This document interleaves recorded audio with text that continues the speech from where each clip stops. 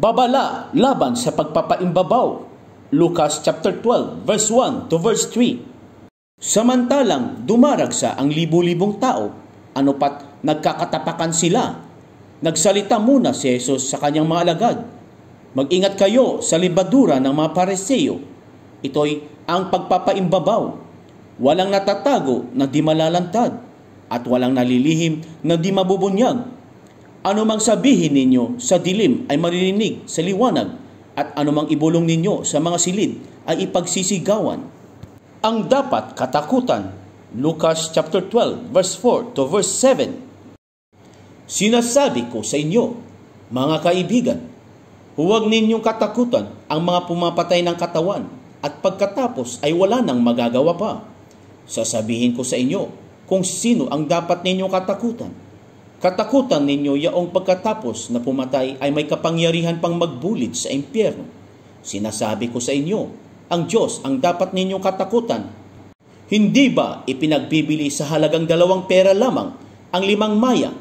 Gayunman, kahit isa sa kanila'y hindi pinababayaan ng Diyos, maging ang buhok ninyo'y bilang na lahat. Kaya huwag kayong matakot, higit kayong mahalaga kaysa mga maya. Pagkilala kay Jesus. Lucas chapter 12 verse 8 to verse 12. Sinasabi ko rin sa inyo, ang sino mang kumikilala sa akin sa harapan ng mga tao ay kikilalanin din naman ng anak ng tao sa harapan ng mga anghel ng Diyos. Ngunit ang magtatwa sa akin sa harapan ng mga tao ay itatatwat ko rin naman sa harapan ng mga anghel ng Diyos. Ang sino mang magsalita laban sa anak ng tao ay mapatatawad, ngunit ang lumait sa Espiritu Santo ay hindi mapatatawad. Kapag kayo'y dinala nila sa sinagoga o sa harapan ng mga tagapamahala at ng mga may kapangyarihan upang litisin, huwag ninyong isipin kung paano ninyo ipagtatanggol ang sarili o kung ano ang inyong sasabihin, sapagkat sa oras na iyon, ang Espiritu Santo ang magtuturo sa inyo kung ano ang dapat ninyong sabihin. Ang mayamang hangal. Lucas chapter 12 verse 13 to verse 21. Sinabi kay Jesus ng isa sa mga naroon, Guro, iutos nga po ninyo sa kapatid ko na ibigay sa akin ang bahagi ko sa aking mana. Sumagot siya, Ginoo, sino ang naglagay sa akin bilang hukom o tagapaghati ng mana ninyo? At sinabi niya sa kanilang lahat, Mag-ingat kayo sa lahat ng uri ng kasakiman, sapagkat ang buhay ng tao ay wala sa laki ng kayamanan. At pagkatapos ay isinaysay ni Jesus ang talinhagang ito. Ang bukirin ng isang mayaman ay umani ng sagana, kaya't nasabi niya sa sarili, Ano ang gagawin ko? Wala na akong paglagyan ng aking ani. Gigibain ko ang aking mga kamalig at magtatayo ako ng lalong mas malalaki. Doon ko ilalagay ang aking ani at ari-arian. At sasabihin ko sa aking sarili, Ayan, marami na akong ari-arian. Hindi na ako kukulangin habang buhay. Kaya't mamamahinga na lang ako, kakain, iinom at magsasaya. Ngunit sinabi sa kanya ng Diyos, Hangal, sa gabing ito'y babawian ka ng buhay. Kanino mapupunta ang mga bagay na inihanda mo?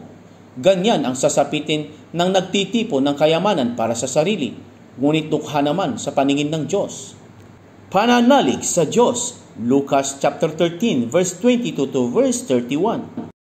At sinabi ni Jesus sa kanyang mga alagad, Kaya't sinasabi ko sa inyo, huwag kayong mabagabag tungkol sa pagkain na kailangan upang mabuhay o tungkol sa damit na itatakip sa katawan. Sapagkat ang buhay ay higit na mahalaga kaysa pagkain at ang katawan kaysa pananamit. Isipin na lang ninyo ang mga uwak. Hindi sila naghahasik ni nag-aaniman, wala silang bangan ni kamalig.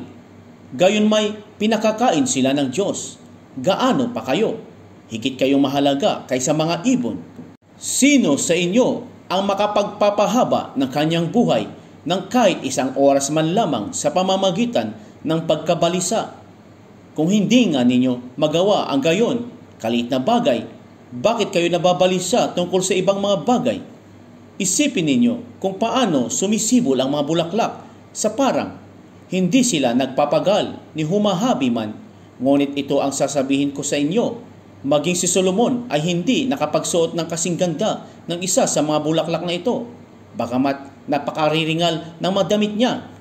Kung ang mga damo sa kabukiran na buhay ngayon at kinabukas ay iginagatong sa kalan, ay dinaramtan ng Diyos, kayo pa kaya? Kailit ng pananalig ninyo sa Kanya, kahit huwag kayong mabalisa sa paghahanap ng inyong kakanin at iinumin, sapagkat ang mga bagay na ito ang kinahuhumalingan ng mga taong walang pananalig sa Diyos. Alam ng inyong amang nasa langit na kinakailangan ninyo ang lahat ng ito, kaya't higit sa lahat, pag sumakita ninyong pagharian kayo ng Diyos at ipagkakaloob niya ang kinakailangan ninyo. Kayamanan sa langit, Lucas chapter 12, verse 32 to verse 34. Huwag kayong matakot, munting kawan, sapagkat ikinalulugod ng inyong ama na ibigay sa inyo ang kaharian. Ipagbili ninyo ang inyong ari-arian at mamigay kayo sa mga dukha. Gumawa kayo ng mga lukbutang hindi naluluma at mag-impok ng kayamanan sa langit na hindi nakukulangan, sapagkat dooy walang makalalapit na magnanakaw at walang makapaninirang tanga, sapagkat kung saan naroon ang inyong kayamanan ay naroon din naman ang inyong puso. Mga aliping handa, Lucas chapter 12, verse 32 to verse 34. Maging handa kayo at sindihan ang inyong mga ilawan. Tumulad kayo sa mga taong naghihintay sa pag-uwi ng kanilang Panginoon mula sa kasalan, para pagdating niya ay mabuksan agad ang pinto. Mapalad ang mga alipin na abotang nagbabantay pagdating ng kanilang Panginoon. Sinasabi ko sa inyo, maghahanda siya, padudulugin sila sa hapag at maglilingkod sa kanila. Mapapalad sila kung maratnan niya silang handa. Dumating man siya ng hating gabi o madaling araw siya dumating. Tandaan ninyo ito, kung alam lamang ng puno ng sambahayan kung anong oras darating ang magnanakaw, hindi niya pababayaang pasukin ang kanyang bahay. Kayo may dapat humanda, sapagkat darating ang anak ng tao sa oras na hindi ninyo inaasahan. Ang tapat at di tapat na alipin, Lucas chapter 12, verse 41 to verse 48. Itinanong ni Pedro, Panginoon, sinabi po ba ninyo ang talinhagang ito para sa amin o para sa lahat? Tumugon ang Panginoon, sino nga ang tapat at matalinong alipin? Hindi ba siya ang pamamahalain ng kanyang Panginoon sa sambahayan nito upang magbigay sa ibang mga alipin ng kanilang pagkain sa karampatang panahon? Mapalad ang aliping iyon kapag dinatnan siyang gumagawa ng gayon. Pagbabalik ng kanyang Panginoon, sinasabi ko sa inyo, pamamahalain siya ng kanyang Panginoon sa lahat ng ari-arian nito. Ngunit kung sabihin sa sarili ng aliping iyon, matatagalan pa bago magbalik ang aking Panginoon, at simulan niyang bugbugin ang ibang aliping lalaki at babae at kumain, uminom at maglasing. Darating ang Panginoon ng aliping yaon sa araw na hindi niya inaasahan at sa oras na hindi niya alam.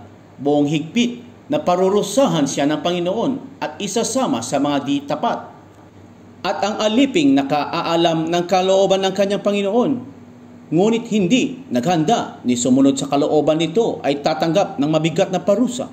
Ngunit ang aliping hindi nakaalam ng kalooban ng kanyang Panginoon at gumawa ng mga bagay na nararapat niyang pagdusahan, ay tatanggap ng magaang na parusa.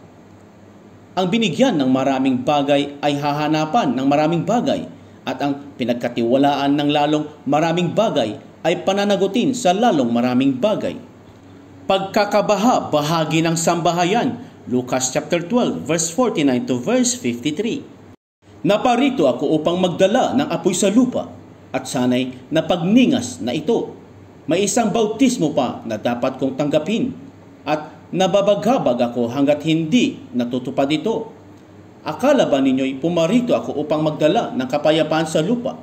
Sinasabi ko sa inyo, hindi kapayapaan, kundi pagkakabahabahagi. Mula ngayon, ang 5 katao sa isang sambahayan ay magbabahagi, 3 laban sa 2 at 2 laban sa 3. Maglalaban-laban ang ama at ang anak na lalaki, ang ina at ang anak na babae, at gayon din ang biyanang babae sa manugang na babae. Pagkilala sa kapanahunan, Lucas chapter 12 verse 54 to verse 56. Sinabi rin ni Jesus sa mga tao, kapag nakita ninyong makapalang ulap sa kanluran, sinasabi ninyong uulan at gayon nga ang nangyayari. At kung umihip ang hanging timog, ay sinasabi ninyong iinit at nagkakagayon nga. Mga mapagpaimbabaw, marunong kayong bumasa ng palatandaan sa lupa't sa langit. Bakit hindi niyo mabasa ang tanda ng kasalukuyang panahon? Makipagkasundo sa kaaway, Lucas chapter 12 verse 57 to verse 59. Bakit hindi ninyo mapagpasiyahan kung alin ang matuwid? Kapag isinakdal ka sa hukuman, makipag-ayos ka sa nagsakdal habang may panahon. Baka kalad ka rin kanya sa hukuman at ibigay ka ng hukom sa tanod at ibilanggo ka naman ito. Sinasabi ko sa iyo, hindi ka makalalabas doon hanggat hindi mo nababayaran ang kahuli-huliang sentimo.